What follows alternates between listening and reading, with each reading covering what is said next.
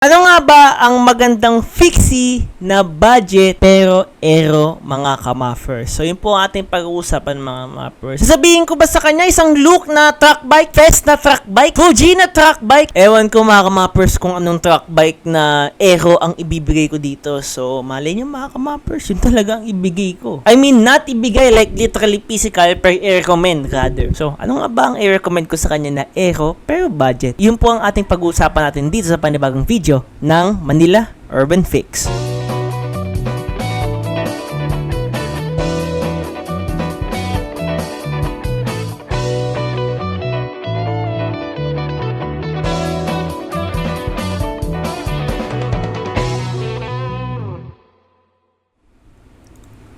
So hello po mga muffers and welcome po dito sa panibagong video ng Manila Urban Fix, and hindi ko po kayo pinipilit but kindly consider na mag-subscribe po kayo dito sa Manila Urban Fix. And without further ado mga muffers, tara at simulan na nga po natin. Oh my god, dito na naman tayo sa simulan na nga po natin. Pero to be honest mga muffers, it's 5:25 AM, naantok na ako and very sleepy.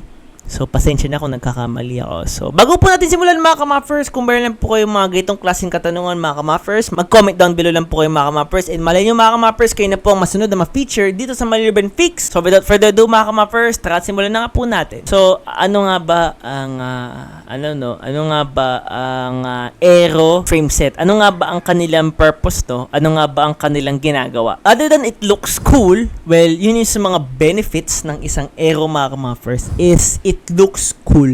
Ang angas tignan, deep its shape, ang iconic tignan, nakikita mo siya sa kung saan-saan, sa YouTube, sa Olympics. Basically, mga ka-muffers, ang pogi na tignan, so may mas pogi ka, hohoy. So, mga ka-muffers, ano nga ba ang purpose ng isang aero na frame other than pagiging pogi? The answer is just very simple, mga ka-muffers, and that answer is aerodynamics. So, kung tayo po nagbabike mga ka-muffers, you see this katawan, well, basically 80% of wind resistance or yung tumatama na hangin sa katawan po natin. 20% naman mga ka-muffers ay yung bisikleta. So, basically mga ka-muffers, kung mas malaki po yung surface area ng isang rider or ng isang bisikleta, ibig sabihin mas hindi po siya aerodynamic enhance or optimize rather. Kasi kapag mas maraming hangin ang sumasalo, ibig sabihin mas mahirap siya ipadyak. And kapag mas mahirap siya ipadyak, ibig sabihin mas slow ka. And then kapag mas slow ka, hindi mo matatalo yung kalaban mo sa karera. So, imagine mga ka-muffers,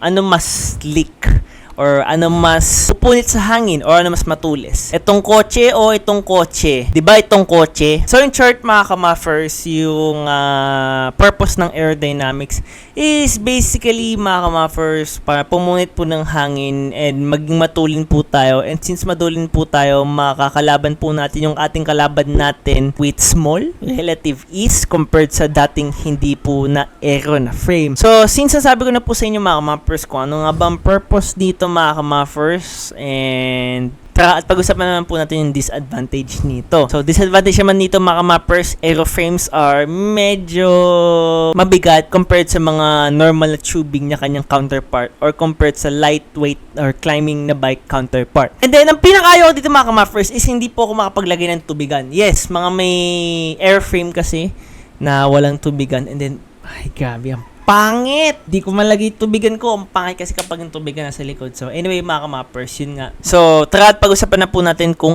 alin nga ba or ano nga bang ma-recommend ko sa kanya pa sa isang aero pero very, very, very budget lang po mga ka-muffers. So, meron po akong dalawang i-recommend sa inyo mga ka-muffers. So, pinakauna po mga ka-muffers is yung Sunwook na frame. So, madami na nagkasabi na okay naman yung Sunwook na frame and then mura lang siya. Makikita nyo sa Shopee, sa Lazada. Hindi ako sure pero isa yun sa mga na feature ko dati sa TikTok na sa mga pinakamura na aero na frame. Tapos, ang ayaw ko lang dito sa mga aero na frame is malay natin hindi po mass-produce yung kanyang seat post or hindi ka nakakabili ng third-party na seat post. In short, proprietary. So, kapag proprietary po yung seat post nyo, kapag nasira po yung seat post nyo, sabihin sa disgrasya or mismanagement, yari po kayo, sasakit po yung ulo nyo dahil wala na po kayong mahanap na ganyan tulad po ng Abenton. Kapag nasira yung Abenton mo, Wala na!